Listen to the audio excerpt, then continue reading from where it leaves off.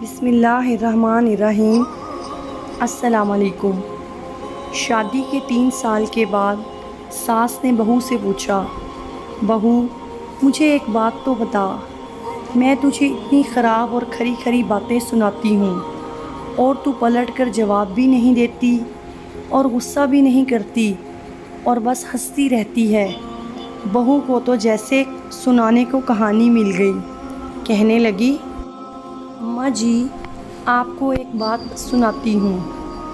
جب میں چھوٹی تھی تو مجھے ہمیشہ ایسا لگتا تھا میری ماں میری سگی ماں نہیں، کیونکہ وہ مجھ سے گھر کے سارے کام کرواتی تھی اور کوئی کام غلط ہو جاتا تو مجھے ڈانٹ بھی پڑتی اور کبھی کبھی مار بھی دیتی تھی، لیکن ماں تھی وہ میری، مجھے ان سے ڈر بھی لگتا تھا اور میں نے ان سے کبھی غصہ نہیں کیا۔ یہاں تک کہ میں کالج سے تھکی ہوئی واپس آتی تو آتے ہی کچھ دیر آرام کے بعد مجھے کام کرنے ہوتے تھے۔ پھر جب میری بھابیاں آئی تب تو جیسے میرے کام زیادہ ہی بڑھ گئے۔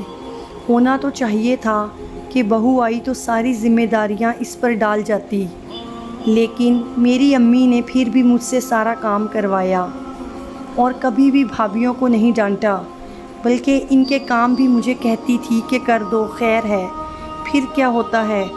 ان کا یہ ایک جملہ ہمیشہ مجھے یاد رہتا ہے۔ وہ کہتی تھی، خیر ہے بیٹی، اگلے گھر جا کر تجھے مشکل نہیں ہوگی، اور میں اس جملے سے چڑ گئی تھی۔ جب میری شادی تھی تو 2 دن پہلے مجھے امی نے پیار سے اپنے پاس بٹھایا اور بولی، بیٹا آج تک سمجھ میں تیری ساس تھی، میں نے تجھے پریکٹس کروا دی ہے اور تجھے بتا دیا ہے کہ ساس کیسی ہوتی ہے۔ اب آج سے میں تیری ماں ہوں، اب تیری شادی ہو رہی ہے تو بیٹا جب تمہاری ساس تمہیں کچھ کہے تو سمجھنا کہ جیسے میں کہتی تھی ویسے ہی تیری ماں تجھے ڈانٹ رہی ہے۔ بس یہی بات تھی کہ مجھے آپ کی باتیں بری نہیں لگتی، کیونکہ میری امی نے مجھے پریکٹس کروا کے بھیجا ہے، اور اماں جی آپ نے تو کبھی اتنا ڈانٹا ہی نہیں جتنا امی ڈانٹتی تھی۔ توبہ توبہ۔ بہو ہنستی ہوئی کچن میں چلی گئی اور ساس سوچتی رہی، کیا واقعی بیٹیوں کی تربیت ایسی کرنی چاہیے؟ رب تعالیٰ تمام بہن بیٹیوں کے نصیب اچھے فرمائے، آمین۔